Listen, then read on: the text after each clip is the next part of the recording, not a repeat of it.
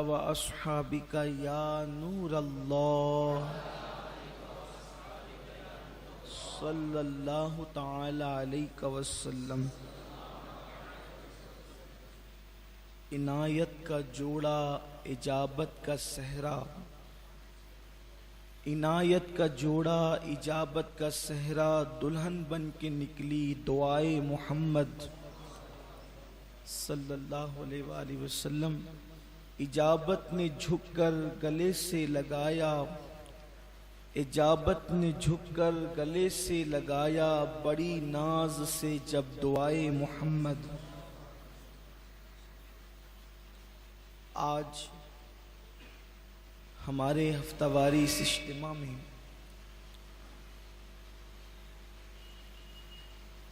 दुआ के हवाले से उन्वान का ऐलान किया गया था। उसी मुनासिबत से दो आयतें, बल्कि उसका कुछ हिस्सा तिलावत करने का शरफ हासिल किया गया है।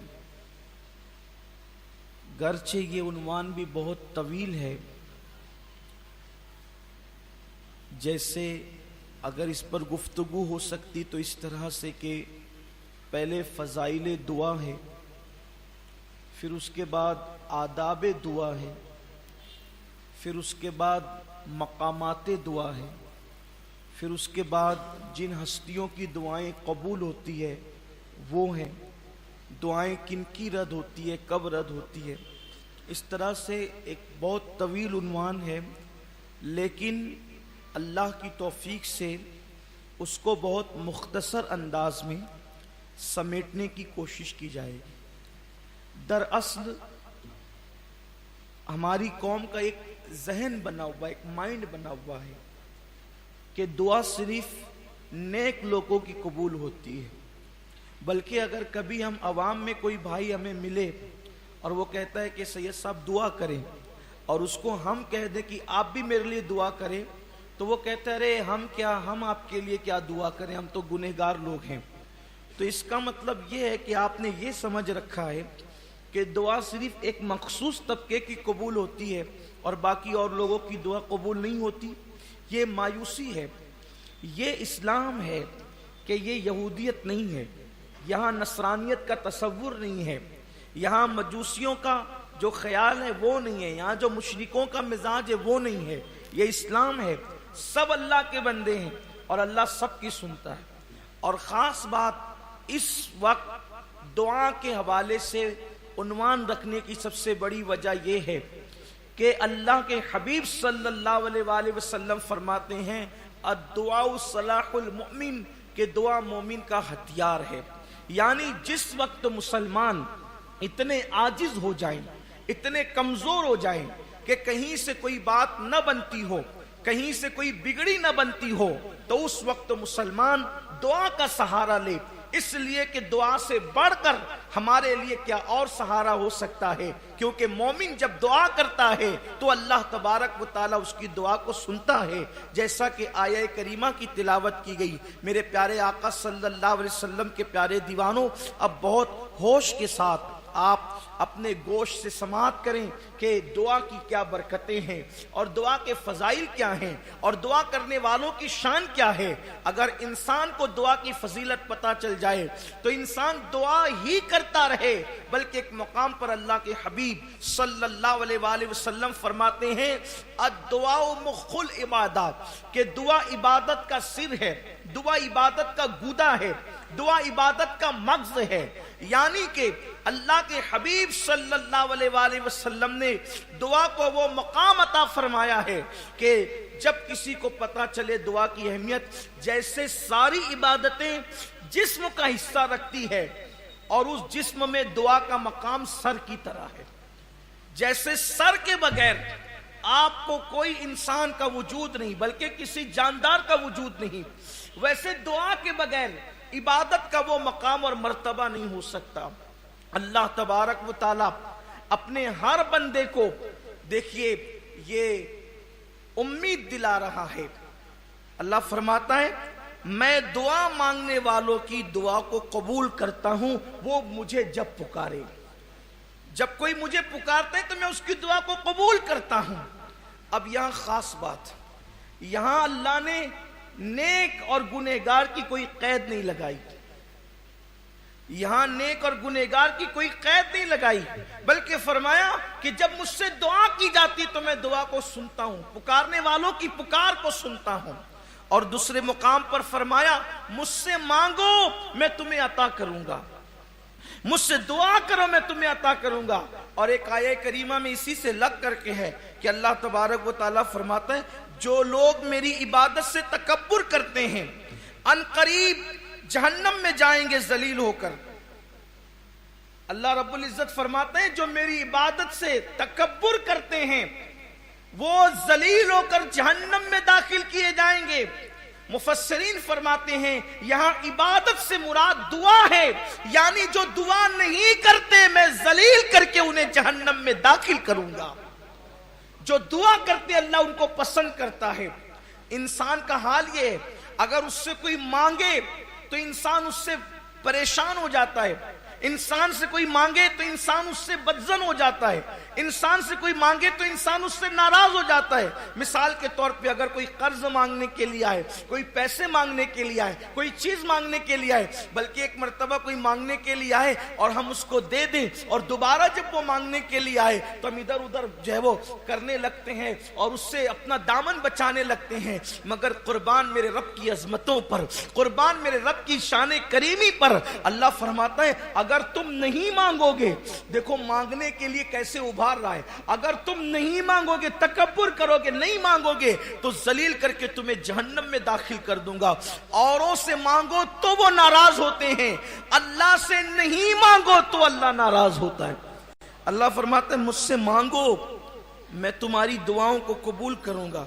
और फिर एक मकाम पे फरमाया, तो क्यों ना हुआ, यह आयत करीमा सूरे अनाम में आयत नंबर 43 है।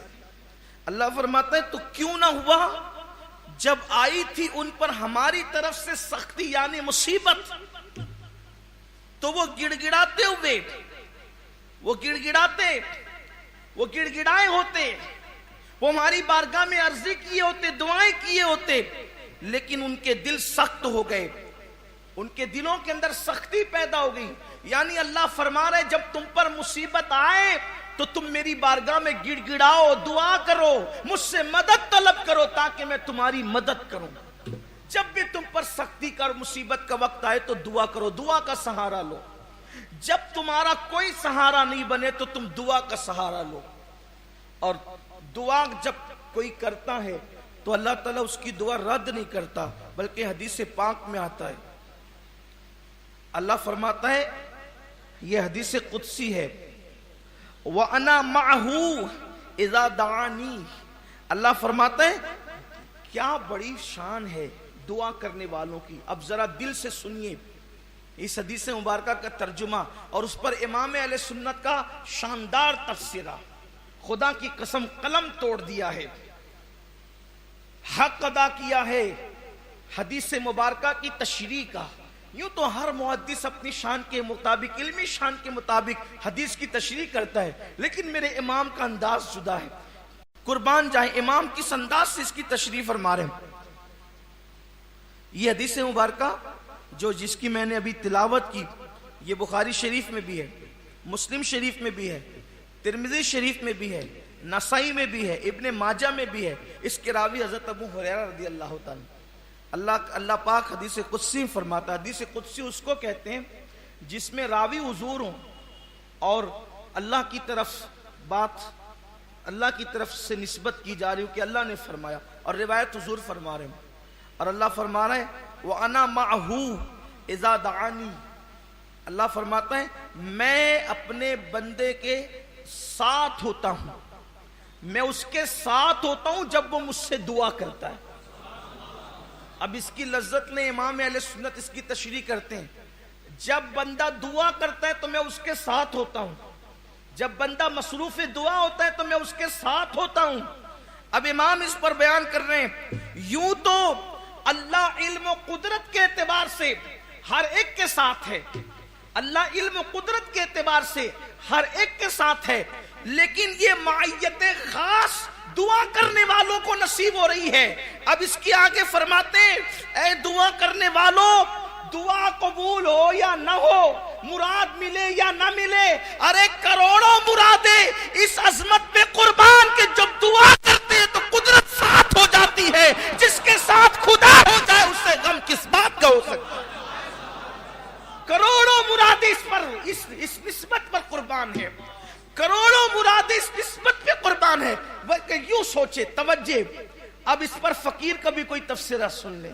इमाम के सदके में इमाम फरमा रहे हैं कि कुदरत खास, इल्म कुदरत के एतबार से तो सबके साथ है, लेकिन जब दुआ करता है कोई बंदा तो अल्लाह उसके साथ खास माइयत, उसको अपना कुर्ब अता करता है, उसको अपनी माइयत अता करता है। गोया के अपनी शान के मुताबिक उसको अपनी हम नशीनी अता करता है। कब?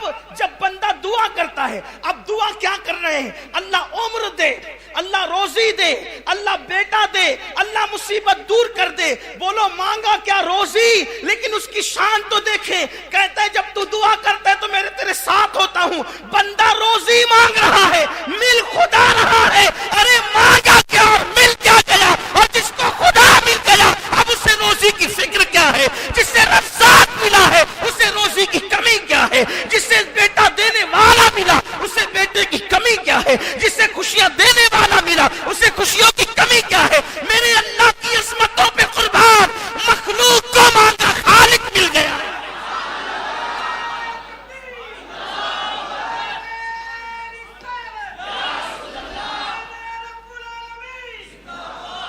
मांगने क्या गए, मिल क्या गया? लेकिन कोई मांगे तो सही। इकबाल कह रहे हम तो माइल बकरम है, कोई साइल ही नहीं। हम तो माइल बकरम है, कोई साइल ही नहीं। राह दिखलाए किसे, राह रवे मंजिल ही नहीं। अल्लाह फरमाता है जब मेरा बंदा दुआ करता है तो क्या बात है, जब दुआ करता है मैं उसके साथ होता हूं। हजार हाजत रवाइयां पर इमाम का जुमला है। कहते हैं अपने मौला की मायत से मुशर्रफ हो, हजार हाजत रवाइयां उस पर निसार। लाख मकसदो मुराद उसके तसद्दुक, लाख मकसदो मुराद उसके तसद्दुक कि जब खुदा साथ हो जाए। फिर हदीस नकल करते हैं, अल्लाह फरमाता, अल्लाह के रसूल अलैहिस्सलाम फरमाते हैं अल्लाह के नजदीक कोई चीज दुआ से बुजुर्ग तर है ही नहीं। अल्लाह के नजदीक दुआ से बुजुर्ग तर कोई चीज नहीं है। और फिर फरमाया, हदीस पाक में आता है, अल्लाह ताला फरमाते, ये भी हदीस कुदसी है कि ए फर्जंद आदम, आदम के बेटे, तू जब तक मुझसे दुआ करता और मेरा उम्मीदवार रहेगा, मैं तेरे गुनाह कैसे ही हो माफ करता रहूंगा। और फिर कहता है मुझे कुछ परवाह नहीं, पता चला दुआ करने से मुरादें तो मिलती है, गुनाह भी माफ होते हैं। और जब तक दुआ करते रहोगे गुनाहों की मगफिरत होती रहेगी। फिर उसके बाद हदीस पाक मेरे आका फरमाते हैं, दुआ से कभी रुकना मत। सरकार तरगीब दे रहे हैं, दुआ से कभी रुकना मत, दुआ से कभी आजिज मत होना। इसलिए कि जब तक बंदा दुआ करता रहेगा वो कभी हलाक नहीं होगा। जब तक बंदा दुआ करेगा हलाक नहीं होगा। फिर मेरे आका फरमाते हैं, दुआ मोमिनों का हथियार है, दीन का सुतून है, आसमान और जमीन का नूर है। और फिर अब मेरे आका फरमाते हैं, अब दुआ की बरकत क्या है? फरमाते हैं जो बला उतर चुकी, हमारी किस्मत में जो बला लिखी हुई है, बलाएं लिखी, मुसीबत, मिसाल के तौर पे इसका एक्सीडेंट होगा, इसको चोट आएगी, इसकी आंख फूटेगी, इसकी रोजी तबाह होगी, इसका माल जाये होगा, इसका बेटा मर जाएगा, वगैरह वगैरह जो बलाएं उतर चुकी, अल्लाह रब्बुल इज्जत। लेकिन ये बात कह रहा हूं कि वो क़ज़ाए मुबरम हकीकी के मुतालिक नहीं कह रहा हूं, बल्कि शबीह मुबरम या और जो तकदीर की किस्में बयान की गई है, क़ज़ाए मुबरम हकीकी के अलावा की बात कर रहा हूँ, सिर्फ अहले इल्म की तरफ। वरना आप ये ना कहें कि दुआ को आपने इतना कैसे बढ़ा दिया। वल्लाह हम कौन होते हैं बढ़ाने वाले? ये तो मुस्तफ़ा जान रहमत बयान फरमा रहे हैं। फरमाते मेरे आका अलैहिस्सलाम, जो बला उतर चुकी और जो अभी ना उतरी, दुआ की बरकत से वो सब के सब दफा हो जाती है। दुआ उन सब के लिए, दुआ उन सब के हवाले से नफा बख्श है। यानी जो बला उतर चुकी है वो भी टल जाती है दुआ की बरकत से, और जो उतरने वाली है वो भी टल जाती है। मेरे आका मुस्तफ़ा जान रहमत सल्लल्लाहु अलैहि वसल्लम फरमाते हैं, बला उतरती है फिर दुआ चढ़ती है, बला उतरती है और दुआ चढ़ती है, यहां तक कि दोनों में झगड़ा हो जाता है और दोनों लड़ते रहते हैं क़यामत तक, यहां तक कि दुआ बला को उतरने नहीं देती। यानी दुआओं की बरकत से बलाएं टल जाया करती है। फिर उसके बाद मेरे आका सल्लल्लाहु अलैहि वसल्लम इरशाद फरमाते हैं, क्या मैं तुम्हें वो चीज न बताऊं? अब यहां खास तवज्जो, ये हदीस पाक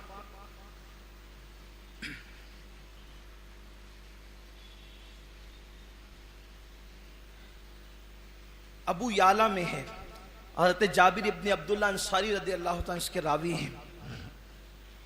सरकार फरमाते हैं, क्या मैं तुम्हें वो चीज न बताऊं जो तुम्हें तुम्हारे दुश्मन से निजात दे? यानी जब दुश्मन से दो दो हाथ करने की पोजीशन में तुम न रहो, दुश्मन के पास हथियार औजार सब कुछ हो, तुम्हारे पास न हो, तो हुजूर फरमाते मैं तुम्हें वो चीज ना बताऊं जो तुम्हारे दुश्मन से तुम्हें निजात दे? फिर फरमाया तुम्हारा रिज़्क़ को वसी कर दे। यानी ऐसी चीज मैं तुम्हें ना बताऊं जिससे दुश्मन से निजात मिले और रोजी वसी हो जाए। फिर फरमाया वो ये है कि रात दिन अल्लाह से दुआ मांगते रहो, कि दुआ सलाह मोमिन यानी मोमिन का हथियार है। जहां पर इंसान की ताकत जवाब दे जाती है वहां इंसान की दुआ काम आती है। और जब दुआ की जाती, खुद अल्लाह के हबीब अलैहिस्सलाम जब 313 बदर में थे और 1000 शाम सामने थे, उस वक्त तो हुजूर क्या कर रहे थे? अल्लाह के रसूल खड़े होकर दुआ ही तो कर रहे थे, दुआ कर रहे थे अल्लाह के हबीब अलैहिस्सलाम। और दुआ की बरकत से दुश्मनों पर फतह मिलती है, गलबा नसीब होता है। दुआ की ताकत बड़ी मजबूत है। दुआ से रिज़्क़ वसी होता है, दुआ से अल्लाह ताला रोजी में उसअत अता फरमाता है। अब फिर मेरे आका अलैहिस्सलाम फरमाते हैं, दुआ न करने का नुकसान, जो दुआ नहीं करते। आजकल निकल गए ना ऐसे सब फिरके, अब तो वो इस पर भी मुनाजरे की बात करते हैं कि नमाज के बाद दुआ कर सकते हैं कि नहीं कर सकते। यानी कल तक सलाम पे लड़ते थे, अब दुआ भी करने से रोकते। कुदरत बेनकाब कर रही है, कुदरत बेनकाब। क्या लोगों को हो गया, दुआ से भी रोक रहे हैं। जिसको मग़ज़े इबादत करार दिया गया लोग उससे भी मना कर, इस पे भी बहस है। नमाज पढ़ो और निकल जाओ। हालांकि हदीस पाक है इस पर भी कि जो दुआ नहीं करता, हुजूर अलैहिस्सलाम देखिए क्या फरमा रहे उसके लिए। इस हदीस पाक को इब्न अबी शैबा में लिखा है और इमाम बुखारी ने भी अल अदबुल मुफरद में लिखा है। क्या है हदीस पाक? मेरे आका फरमाते हैं, जो अल्लाह से दुआ नहीं करता अल्लाह उससे नाराज होता है, अल्लाह उस पर गजब फरमाता है। यानी जो दुआ करना छोड़ दे कुदरत उस पर गजबनाक हो जाती है, अल्लाह उससे नाराज हो जाता है। बल्कि अल्लाह फरमाता है, जब तू मुझसे नहीं मांगता तो मैं तो फिर बेनियाज हूं, जा। जब तू मुझसे नहीं मांगता तो मैं बेनियाज हूं तुझसे, जा। उसे क्या है, उसे क्या है? तो फरमाया गया मांगते रहो अगर खुदा की खुशी चाहते हो। अल्लाह ताला फरमाता है, हदीस कुदसी है, जो मुझसे दुआ ना करेगा मैं उस पर गजब फरमाऊंगा। यानी दुआ मांगेगा तो रहमत करूंगा और दुआ नहीं करेगा तो अल्लाह फरमाता है मैं उस पर गजब फरमाऊंगा। फिर मेरे आका सल्लल्लाहु अलैहि वसल्लम जो है वो उम्मत को बता रहे हैं कि ऐ मेरी उम्मत, आका करीम सल्लल्लाहु अलैहि वसल्लम तरगीब दे रहे हैं कि मांगते रहो ताकि खुदा की रहमत मिलती रहे। अब इमाम अहले सुन्नत के वालिद बुजुर्गवार इमामुल मुतकल्लिमीन मौलाना नकी अली खान रहमतुल्लाह अलैह अब कितनी प्यारी बात नसीहत कर रहे हैं उम्मत मोहम्मदिया को, अपनी कौम को। ए अजीज, दुआ एक अजीब नेमत है और उम्दा दौलत है कि परवरदिगार ने अपने बंदों को करामत फरमाई और उनको तालीम, हल्ले मुश्किलात में इससे ज्यादा कोई चीज मुअस्सिर नहीं और दफ़े बला, वो आफत में कोई बात इससे बेहतर नहीं। यानी जब बलाओं में फंस जाओ, मुसीबत में फंस जाओ, तो दुआ से बेहतर कोई इसका हल नहीं हो सकता। दुआ करते रहो, उसकी बरकतें हासिल करते रहो। फिर इमामुल मुतकल्लिमीन इरशाद फरमाते हैं कि एक इंसान जब दुआ करता है तो उसको 5 फायदे नसीब होते हैं। वो जो दुआ मुराद पूरी होगी वो तो होगी, उससे पहले सिर्फ दुआ करने की बरकत से उसको 5 फायदे नसीब होते हैं। फरमाते हैं पहला फायदा कि उसका शुमार इबादत करने वालों में होता है, वो आबिदों में लिखा जाता है। क्योंकि दुआ करना ये खुद इबादत है, बल्कि इबादत का मग़ज़ है, सिर्र इबादत है। तो जो दुआ करे उसका शुमार आबिदों में होता है। दूसरी फजीलत उसको ये नसीब होती है कि वो इकरार इजुज़ व नियाज अल्लाह रब्बुल इज्जत की बारगाह में करता है, यानी आजिज़ी करता है, एतराफ़ करता है गुनाहों का। तो अल्लाह रब्बुल इज्जत की कुदरत और उसका करम उस बंदे की तरफ मुतवज्जे होता है। फिर तीसरी चीज़ फरमाते हैं कि तीसरी सआदत उसको ये नसीब होती है कि जो लोग दुआ नहीं करते उन पर खुदा गज़ब करता है, तो ये दुआ करने वाला अपने आप को अल्लाह के गज़ब से बचा लिया करता है। और फिर फरमाते हैं चौथी सआदत जो नसीब होती है उसको सुन्नत पर अमल करने का सवाब मिलता है। इसलिए कि सबसे ज्यादा अगर जमीन पर कोई शख्सियत और जात दुआ करने वाली गुजरी है तो वो मुस्तफा जान रहमत की जात है। हुजूर दुनिया में आए तो भी दुआ करते करते आए और दुनिया से गए तो भी दुआ करते करते तशरीफ ले गए। हुजूर से बढ़कर दुआ करने वाला कौन है? आए तो रब्बे हबली उम्मती कहते हुए आए और कब्र में रखा गया तो भी जबान पे रब्बे हबली उम्मती। अब पता चला अगर कोई हमसे पूछे हुजूर की पहली इबादत कौन सी और आखिरी इबादत कौन सी है, तो हम कह सकते हैं हदीस की रोशनी में उनकी पहली इबादत भी दुआ है और उनकी जाहिरी आखिरी इबादत भी दुआ है। हत्ता के क़यामत के दिन भी अल्लाह के रसूल सल्लल्लाहु अलैहि वसल्लम सर सजदे में रख करके दुआ ही फरमाएंगे। और दुआ से जितनी बिगड़ी बनेगी उस किस चीज से बन सकती है? तो फरमाया चौथी चीज कि इत्तिबाए सुन्नत है कि हुजूर अलैहिस्सलाम अक्सर दुआ करते थे और दुआ की ताकीद भी करते थे। और पांचवी सआदत दफ़े बला व हुसूल मुद्दआ के, यानी कि दुआ कबूल भी होगी और उसका मुद्दा उसको नसीब होगा। तो मेरे आका सल्लल्लाहु अलैहि वसल्लम के प्यारे दीवानों, हमें चाहिए कि हम दुआ मांगे। अच्छा, हम दुआ मांगते हैं, कभी दुआ का असर फौरन नजर आता है, कभी नहीं नजर आता, तो लोग तंग दिल हो जाते हैं, यार इतनी दुआ मांगता हूं कबूल नहीं होती। अल्लाह फरमाता है जो दुआ में जल्दी मचाते हैं मैं उनकी दुआ कबूल नहीं करता। हमें क्या करना है? अपना काम करना है। अगर दुआ की कबूलियत का असर जाहिर नहीं होता तो उसमें भी अपना ही फायदा है, क्योंकि मोमिन की दुआ 3 चीजों से खाली नहीं होती। यानी मोमिन जब कोई भी नेक या गुनेगार जब भी दुआ करता है वो कबूल होती है, लेकिन उसके 3 दर्जे हैं। पहला दर्जा कि अल्लाह तबारक व तआला फौरी तौर पर उसकी दुआ का असर जाहिर कर देता है। अगर ये नहीं होता तो दूसरा दर्जा ये है कि अल्लाह ताला उस दुआ की बरकत से उसके गुनाहों को मिटा देता है या आने वाली बला को टाल देता है। और तीसरा दर्जा यह है कि या फिर उसके नेकियों के खजाने में वो दुआ जमा करा दी जाती है, वो दुआ जमा करा दी जाती है। जब क़यामत के दिन बंदा मैदान महशर में होगा तो उसकी वो दुआ जिसका असर उसने दुनिया में नहीं देखा होगा वो उसके नेकियों के पल्ले में रखकर तौली जाएगी। और जब उसका वजन वो देखेगा तो वो तमन्ना करेगा कि काश मेरी किसी दुआ का असर दुनिया में जाहिर ना हुआ होता और यही सब मुझे मिल जाती। ये कितनी वजनी है दुआ, इसके कितने फायदे हैं। तो मेरे प्यारे आका सल्लल्लाहु अलैहि वसल्लम के प्यारे दीवानों, दुआ करते रहो, हर हाल में दुआ करते रहो, रब की बारगाह में दुआ मांगते रहो। अब यहाँ पर लोग सोचते हैं यार मैं तो बड़ा पापी, मैं तो बड़ा गुनेगार। अच्छा, ये लोग सिर्फ बोलते हैं कि मैं पापी, मैं गुनेगार, कोई अपने आप को समझता नहीं है इल्ला माशाल्लाह। बहुत कम लोग हैं जो पापी कहते हैं। अगर वो बोले ना कि मैं पापी, आप बोले तू पापी, तो आस्तीन चढ़ाएगा लड़ने। इसका मतलब ये रियाकारी को कब छोड़ेगा इंसान? नहीं, मैं तो बड़ा गुनेगार हूं। अगर कोई इसको बोले गुनेगार है तो फिर वो आस्तीन चढ़ाएगा, मुझे गुनेगार कहा। तो क्यों भाई? एक बुजुर्ग हजरत इमाम हसन बसरी रदी अल्लाह तआला, उनके हाथ से दीन, जाहिर सी बात है कोई नेक बंदा हो और उसका हासिद ना हो, ये हो नहीं सकता। अगर किसी का हासिद नहीं है इसका मतलब वो नेक नहीं है, ये खास बात। और जो जितना अल्लाह का मकबूल होगा उसके हासिदीन उतने होंगे, क्योंकि दाता साहब फरमाते हैं कि अल्लाह जिसको वली बनाना चाहता है उस पर एक फिरौन मुसल्लत कर देता है। वो फिरौन उसको सताता रहता है, उसके खिलाफ फितने पैदा करते रहता है, वो सब्र करता रहता है और वो वली हो जाता है। मैं सोचता हूं या अल्लाह किसी पर एक फिरौन मुसल्लत हो तो वली हो जाता है, अगर किसी बंदे पर दर्जनों फिरौन और सैकड़ों फिरौन मुसल्लत हो जाए तो अल्लाह उसको कितने मर्तबे अता करे। देखिए कितनी बड़ी बात है। लेकिन हासिदीन से लोग डरने लगते हैं, ये बात कर रहे वो बात कर रहे। छोड़ो यार, ये फिरौन जो मुसल्लत होते हैं वो आपके भले के लिए होते हैं, लेकिन आपने भी जरा सुन्नते मुस्वी पर अमल करना है, वरना वो फिरौन बने तो आप उससे बड़े फिरौन ना बने कि वो थोड़ी सी दे तो आप उससे बड़ी गाली दे, ये नहीं, वरना फिर बात ही क्या होगी। आप भी तो सुन्नते मुस्वी पर अमल करें।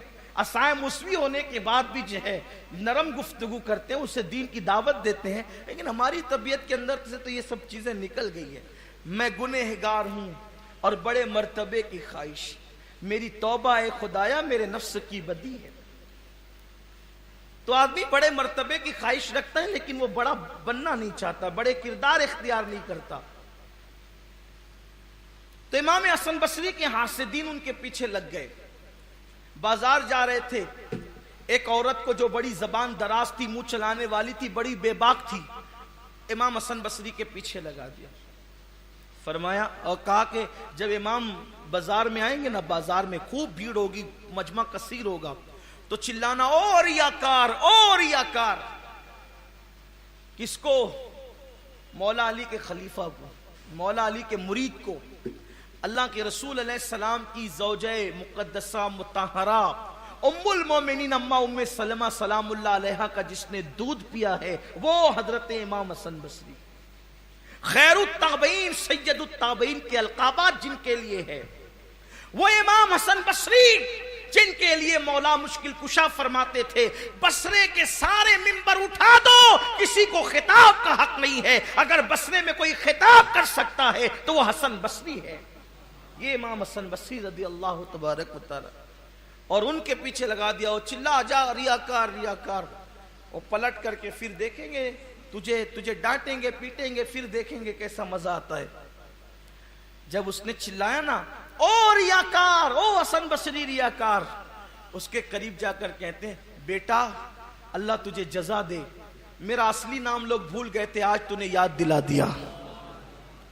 मेरा असली नाम लोग भूल गए थे, आज तूने याद दिला दिया। ये अल्लाह वालों की शान है। और हमारा हाल ये है कि अगर हम वाकई रियाकार में, अगर कोई रियाकार कहे तो माथे पे शिकन आ रहे। ये दिखावे की आजिज़ी छोड़िए, ये दिखावे की परहेजगारी छोड़िए, ये दिखावे का तकवा छोड़िए, जरा कुछ हकायक की तरफ भी आइए। इसलिए कि दिखावा किसको करेंगे, ये देखने वालों को, लेकिन हकीकत में तो वो देख रहा है, उसकी निगाह हमारे दिलों पर है। इसलिए बंदा सोचता है कि मैं गुनहगार, मैं सियाकार, मैं बदकार। चले ठीक है, अच्छी बात है, सोचना भी चाहिए। बल्कि आदमी को सोचना चाहिए कि सबसे बड़ा गुनहगार मैं हूं, लेकिन दिल में सोचना चाहिए, वाकई सोचना चाहिए कि मैं सबसे बड़ा पापी हूं। जो अपने आप को गुनहगार न समझे उससे बड़ा कौन गुनहगार। लेकिन आपसे पूछता हूं, यह सोचकर दुआ छोड़ देना कि मैं गुनहगार नहीं। शैतान से बड़ा कोई गुनहगार, शैतान से बड़ा कोई गुनहगार। शैतान भी दुआ किया था तो अल्लाह ने उसकी दुआ भी कबूल किया। जब अल्लाह ने कहा ना उखरुज, निकल निकल यहां से, तू रजीम में मरदूद है, तू रजीम में मरदूद है। उसने कहा जरूर जाता हूं, लेकिन एक अर्जी है। अल्लाह की बारगाह में अर्जी लगाने को तो दुआ कहते हैं। जाता हूं मगर मेरी अर्जी है। कहा क्या अर्जी है? कहा मुझे मोहलत दे, मैं क़यामत तक जिंदा रहूं। जा अता किया। जो शैतान को अता करे वो आपको नहीं देगा, जो मोहम्मदुर रसूलुल्लाह का कलमा पढ़ते हैं उसको नहीं देगा। कि ये सोच करके मेरी दुआ क्या कबूल होगी। अरे आप कीजिए दुआ, करो तो सही, और फिर सोचो। आइए दूसरे नंबर का गुंडा, जिसको फिरौन कहते हैं। ये फिरौन कौन है? ये फिरौन हजरत मूसा अलैहिस्सलाम के खिलाफ बुराई फैलाने वाला, मूसा अलैहिस्सलाम को धमकियां देने वाला, मूसा अलैहिस्सलाम के कत्ल का प्लान बनाने वाला, मूसा अलैहिस्सलाम की कौम को अजियत पहुंचाने वाला। उसको इतनी इज्जतें कैसे थी? इतनी इज्जतें कैसे थी? उसके सर में कभी दर्द भी नहीं होता था, कभी बीमार भी नहीं पड़ता था। पैसे की फरावानी, दौलत की फरावानी, जाहिरी इज्जत की फरावानी। तो हदीस पाक में आता है कि वो दिन को कहता था कि मैं खुदा हूं, दिन को कहता था मैं खुदा हूं, और रात को गिड़गिड़ाता था अल्लाह मुझे इज्जत दे, अल्लाह मुझे दौलत दे, अल्लाह मुझे जाओ हशम दे। दिन को खुदा कहता था और रात को गिड़गिड़ाता था बंदा बन करके। तो फिरौन होकर भी खुदा से मांगता था, लेकिन गिड़गिड़ाता था अल्लाह की बारगाह में। इसीलिए अल्लाह ने, चूंकि था तो काफिर, लेकिन मांगता था खुदा से, तो अल्लाह ने उसको दुनिया में अता किया। क्योंकि अल्लाह दुनिया में काफिरों को देता है, आखिरत में अगरचे उनको नहीं मिलेगा, लेकिन दुनिया में देता है। अब मुझे बताओ, जब फिरौन की दुआ अल्लाह सुनता है तो मेरी और आपकी दुआ नहीं सुने? ये जो हदीस पाक में पढ़ रहा हूं ना, ये इमाम अहले सुन्नत के वालिद मौलाना नकी अली खान रहमतुल्लाह अलैह की किताब अहसनुल बयान से पढ़ रहा हूं, जिस पर इमाम ने हाशिया लिखा है। मुझे हैरत है कि जब वो फिरौन की दुआ सुनता है, और फिरौन की दुआ सिर्फ सुनता ही नहीं बल्कि फिरौन की दुआ कबूल करता है।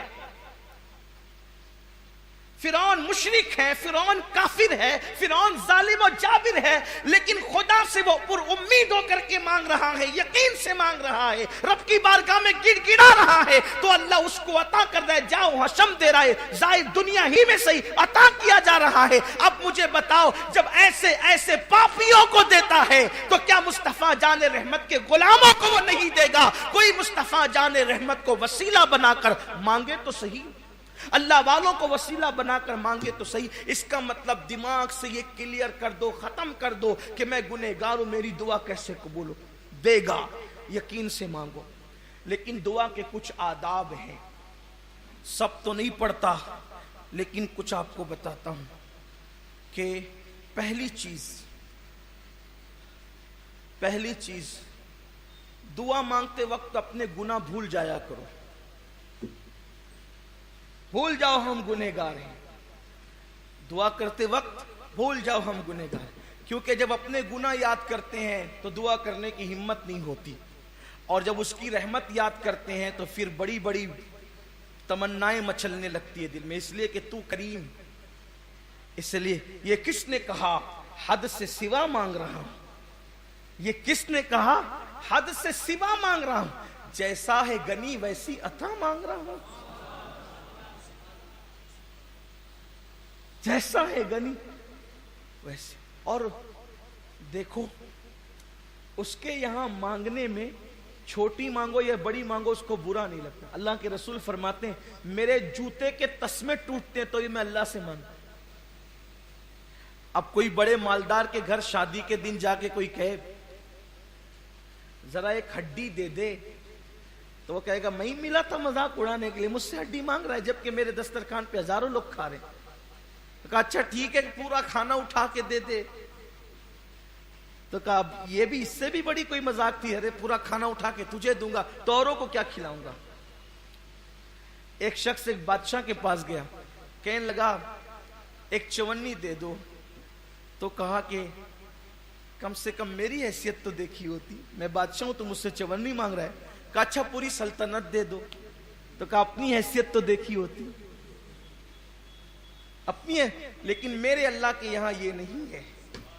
चवन्नी मांग या सल्तनत मांग, वो अता करता, कमी नहीं। गिड़गिड़ाओ, मांगो।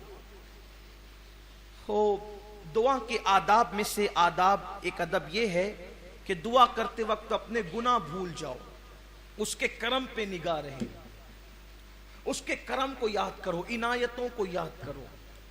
और दूसरी बड़ी चीज कि दिल हाजिर रहे दुआ करते। यहां तो हाल यह है कि रब्बना आतिना फिद दुनिया हसना। पूछो ये रब्बना आतिना क्या है? कभी सोचा भी रब्बना? जो दुआ मांगो और दुआ में दिल हाजिर ना हो वो दुआ रद्द है, बल्कि वो दुआ है ही नहीं।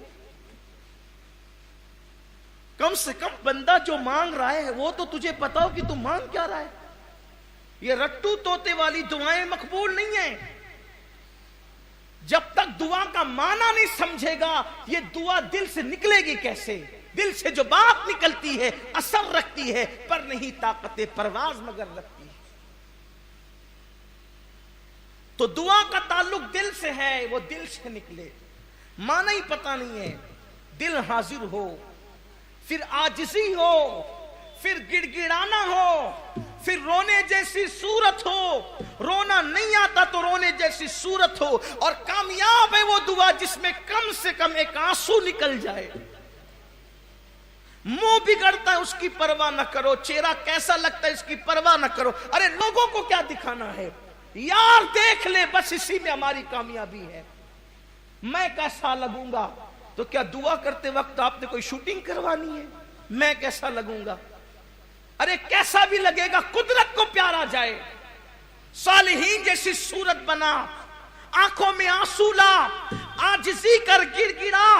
और फिर दुआ में तकरार बड़ी मकबूल है, यानी एक ही बार को बार बार रिपीट करो। दे दे दे दे दे दे दे दे दे दे दे दे का कम से कम 3 बार तो बोल, फिर 5 तक भी पहुंच, फिर 7 तक भी पहुंच। इसलिए कि और जगह तकरार करो तो लोग कहते हैं आगे बोल, बोर मत कर, लेकिन यहां तकरार करो तो बड़ी पसंद आती है। यहां तकरार पसंद आती है क्योंकि तकरार में आजिज़ी बढ़ती जाती है। और फिर दुआ में ये 2 चीजें खास किया करो कि 3 मर्तबा यूं कहा करो, या अरहमर राहिमीन, या अरहमर राहिमीन, या अरहमर राहिमीन। अरहमुर राहिमीन को पुकारो, कहो या ऐ सबसे बढ़कर रहम करने वाले। क्योंकि हदीस पाक में आता है एक फरिश्ता खास इसके लिए कुदरत ने मुकर्रर कर दिया है कि जो 3 मर्तबा पुकारेगा अरहमुर राहिमीन, अरहमुर राहिमीन, अरहमुर राहिमीन, फरिश्ता कहेगा 3 बार रहमान और रहीम कहने वाले, अब मांग, कुदरत ने अपने करम से अपने ऊपर वाजिब कर लिया है, जो मांगेगा कुदरत तुझे अता कर दे। 5 मर्तबा रब्बना कह लिया करो, इसलिए कि हदीस पाक में आता है जो 5 बार रब्बना कहकर मांगे अल्लाह उसकी दुआ को कबूल ही करता है। ये आदाब दुआ है। और फिर उसके बाद कोशिश ये किया करो कि जब दुआ करो तो अकेले में करो, ये खास है।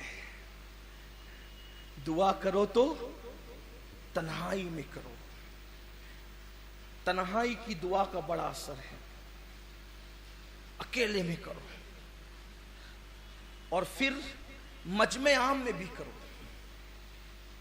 अकेले में करो, मजमे आम में भी करो। मजमे आम में इसलिए करने के लिए कहा गया कि जहां 40 मोमिन जमा होते हैं उनमें एक अल्लाह का वली जरूर होता है, तो वली की मौजूदगी में कर। भाई मजार पे क्यों जाते हैं?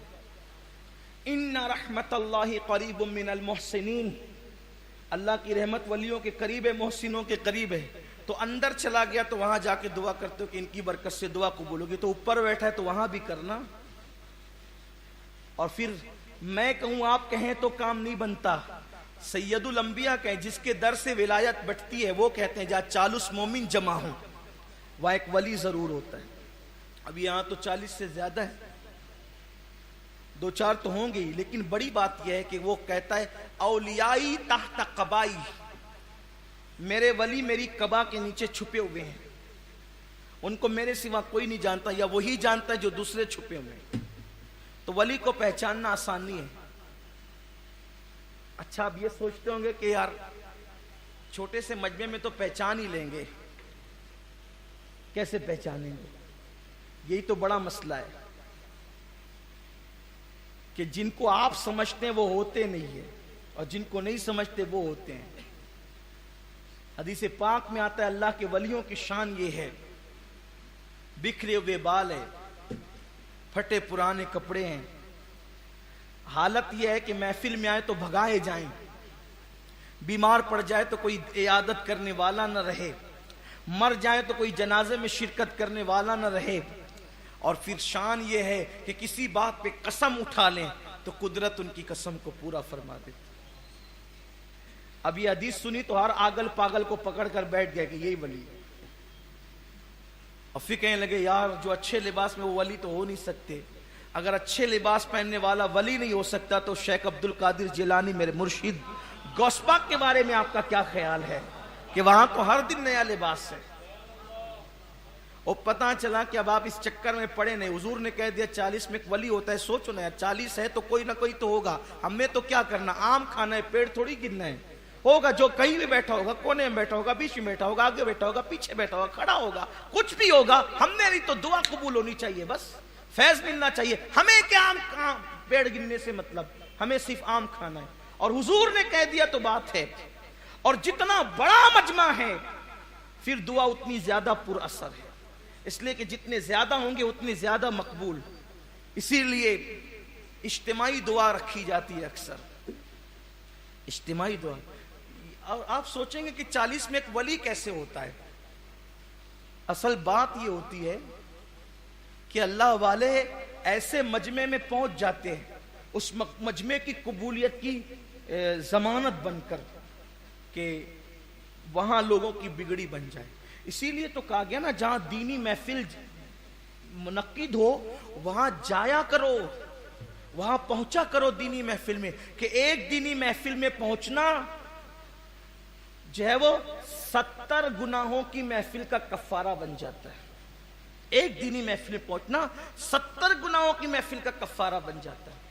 तो इसलिए तन्हाई में दुआ किया करो, फिर उसके बाद मजमे आम में दुआ किया करो,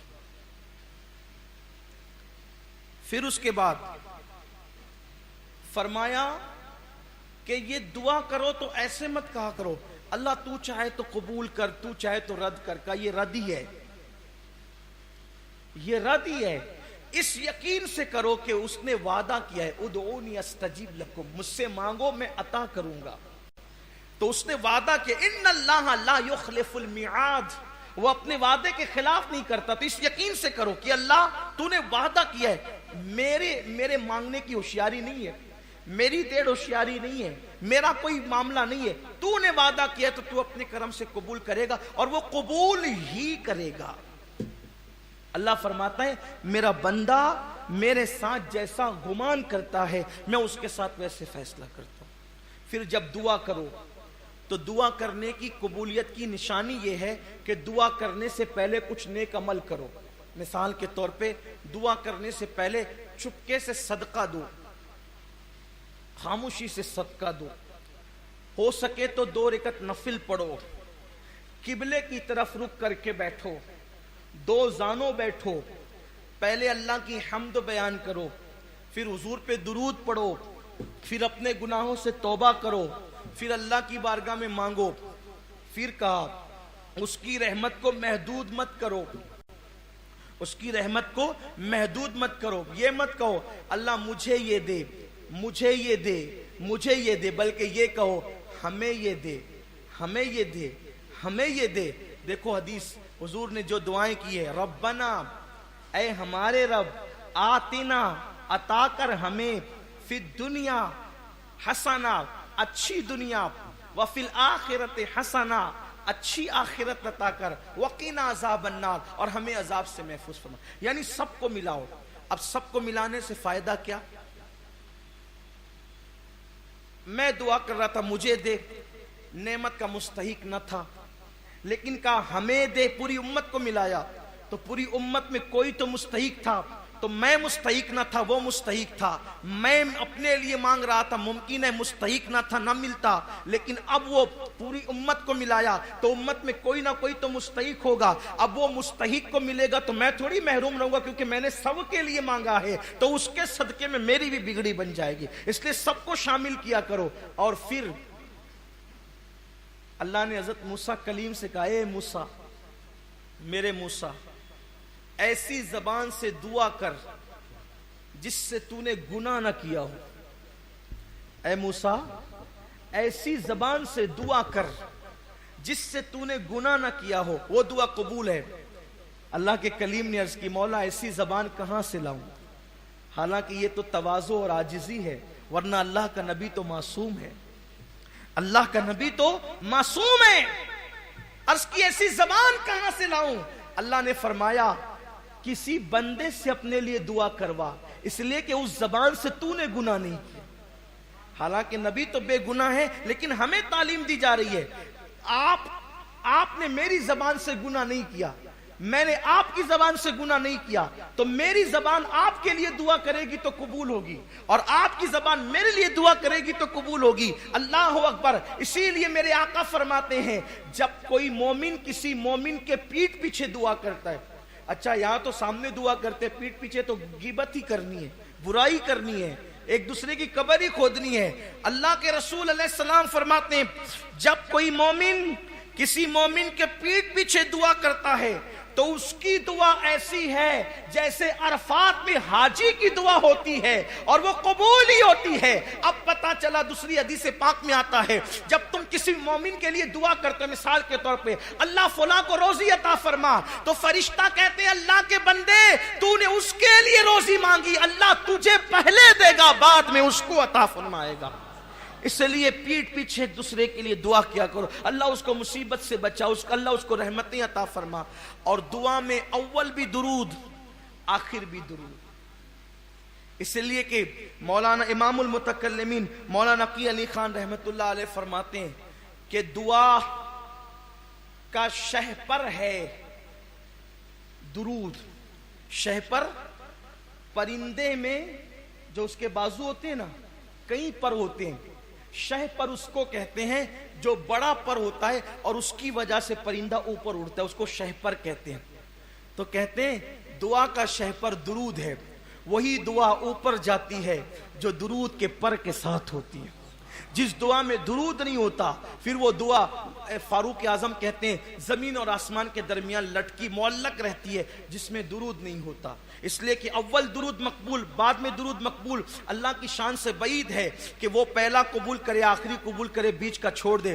पहला कबूल करेगा, आखिरी कबूल करेगा, तो बीच का भी कबूल ही करेगा। तो दुरूद पढ़ के दुआ किया करो, और फिर जब दुआ करो पेट में भी हलाल हो, जिस्म पर भी हलाल हो, इसका ख्याल करो। और जहां बैठकर दुआ कर रहे हो जमीन पाक हो। अल्लाह वालों के आस्ताने के करीब भी दुआएं कबूल होती है, अल्लाह वालों के आस्ताने के करीब भी दुआएं कबूल होती है। कुछ ऐसे मौके हैं कि ऐसी घड़ियों में दुआ रद्द नहीं होती। शबे जुमा में दुआ रद्द नहीं होती, जुमा की शब में दुआ रद्द नहीं होती, जुमा के दिन भी दुआ रद्द नहीं होती। और जुमा के दिन दो टाइम ऐसे हैं जो दुआ के लिए बड़े इक्सीर है, बहुत मुअस्सिर है। दो टाइम, एक वो जब इमाम खुतबा देने के लिए मिंबर पे जा रहा होता है, उस वक्त तो दुआ फौरन कबूल होती है। और दूसरा जो जुमा की आखिरी घड़ी आती है, जुमा की जो लास्ट घड़ी आती है, इख्तितामी घड़ी, यानी गुरूब आफ्ताब के वक्त, मगरिब से कुछ पहले गुरूब आफ्ताब के वक्त, वो दुआ के लिए बहुत मुअस्सिर वक्त है, बहुत कबूल होती है दुआ।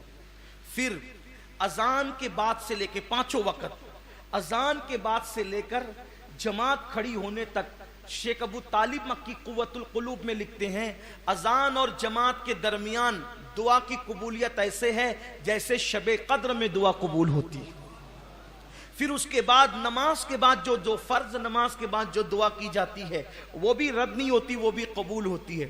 दोनों खुतबे के दरमियान जो दुआ की जाती है वो भी रद्द नहीं होती, वो कबूल होती है। इसी तरह बकरीद की शब यानी ईद उल अजहा की शब में दुआएं कबूल होती है, वो पूरी रात दुआ कबूल होती है। रजब की पहली शब में पूरी रात दुआ कबूल होती है। शबे ईद उल फितर में पूरी रात दुआ कबूल होती है। शबे कदर में जो 27वीं शब आमतौर पे होती है, पूरी रात दुआ कबूल होती है। रमजानुल मुबारक में चांद दिखने से लेके गुरु जो है वो चांद शव्वाल का नजर आने तक, या जो है वो इख्तितामी रोजे का, आखिरी रोजे का सूरज गुरूब होने तक, हर सेकंड, हर पल, हर साथ दुआ कबूल होती है। वहां उस पूरे महीने में कभी दुआ रद्द नहीं होती। पूरा महीना गोया के सीजन है मांगने का, कितना मांगना है मांगो, मांगते मांगते थकोगे, देते देते कभी नहीं थकता। क्या शान है मेरे मौला की। तो शबे ईद उल फित्र, रमजान शरीफ का पूरा महीना, फिर इसी तरह से शबे बारात, फिर इसी तरह से जब किसी का इंतकाल हो, जब किसी की रूह निकलती हो, तो वहां भी रहमत के फरिश्ते होते हैं। तो वहां जबान से कोई ऐसा कलमा मत निकालो, इसलिए कि वहां जो भी बातें होती है फरिश्ते उस पे आमीन कहते हैं। तो रूह निकलते वक्त का मामला भी बड़ा जो है वो कबूलियत दुआ का होता है जब किसी के, और खास तौर पे रूह निकलने के बाद जब किसी मोमिन की आंखें बंद होती है उस वक्त भी दुआ कबूल होती है। यह भी दुआ की कबूलियत का वक्त है। इसी तरह बारिश बरसती है तो भी दुआ कबूल होती है, दुआ मुस्तजाब होती है। देखो दुआ तो हर वक्त कबूल होती है, यहाँ जो कबूल होने से मुराद है वो ये है कि दुआ का असर जल्दी जाहिर होता है।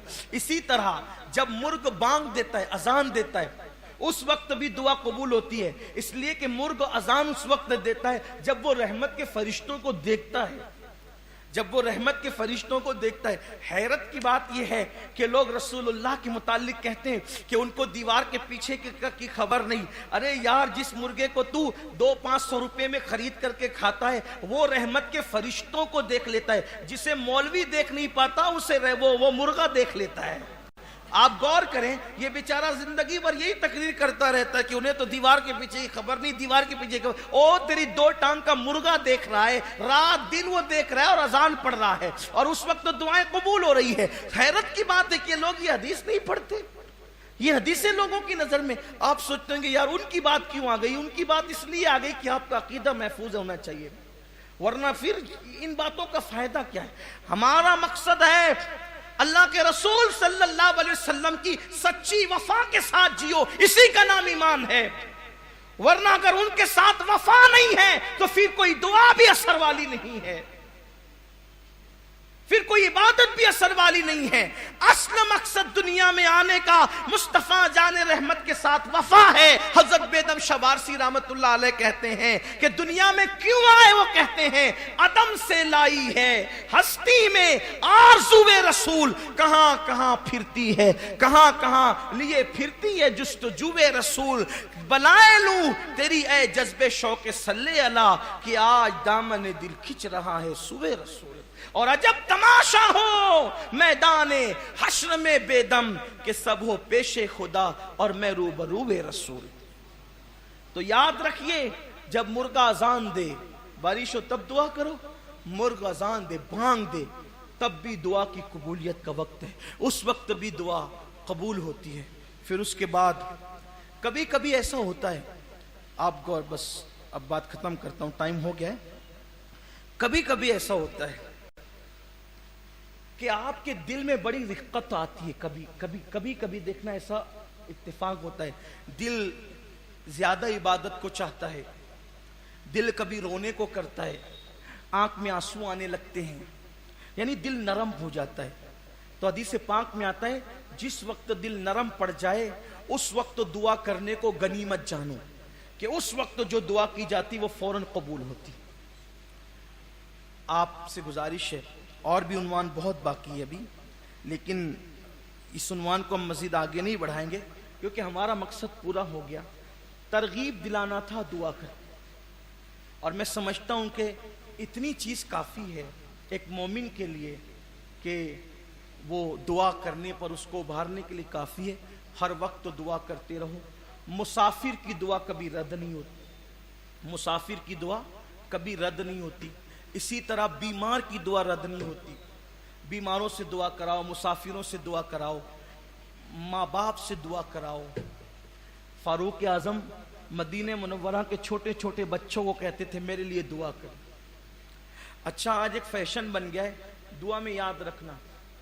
तो सामने वाला कहता है इंशाअल्लाह, ना वो कभी अपने लिए करता है ना उसके लिए करता है, इल्ला माशाअल्लाह, है ना, यही होता है। ऐसा नहीं, जब भी आपसे कोई दुआ की गुजारिश करे आप फौरन वहीं उसके लिए दुआ करो। और दुआ करने का तरीका बता देता हूं, होशियारी करो थोड़ा सा, कि जब दुआ करो तो अपने आप को शामिल कर लिया करो। कैसे? अल्लाह आपकी मेरी हर मुराद पूरी फरमाए, अल्लाह मेरी आपकी हम सब की मुरादें पूरी फरमाए। तो उसके लिए भी दुआ होगी, अपना भी काम हो गया, तो उसके सदके में अपनी बिगड़ी बन गई। इंशाअल्लाह कह के, इंशाअल्लाह कहो, इंशाअल्लाह कह के फिर आगे के लिए मत, वही दुआ कर दो, फौरन दुआ कर दो। और यार दुआ करने से बिगड़ता क्या है? अगर किसी का काम बनता है अपने जबान हिलाने से, और बिल्कुल दुआ कबूल होनी।